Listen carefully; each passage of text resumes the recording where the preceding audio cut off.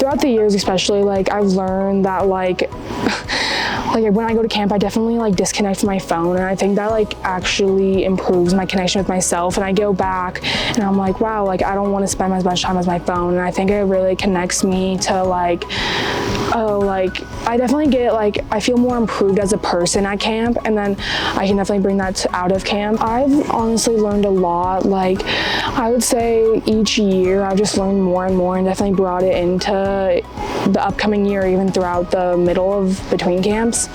And I would say like I've learned a lot just about my emotions, like how to regulate. We were taught to push them away, I would say. In reality, we were taught to bring them up, but also not like hold on to them, like the ones that we might not want to hold on to. We're allowed to like reflect on them, hold on to them, and then like we're allowed to release them, and that's really has helped me throughout the years.